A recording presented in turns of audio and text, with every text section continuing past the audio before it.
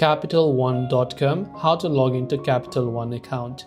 If you wish to log into your Capital One account, it's very simple. Open your browser and go to CapitalOne.com. Then right at the top you can see this login banner, but you can also click on the sign in button from the top right hand side, which will take us to the sign in page of Capital One online banking.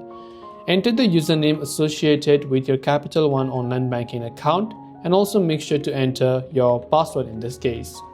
In case you don't know what password you typed in, you can click on this eye icon on the right hand side to be able to see your password.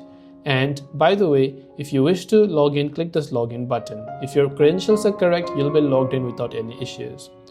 In case you forgot your username or password, you can click on Forgot Username or Password button. If you wish to set up online access, you can click on Set up online access to also sign up for online banking.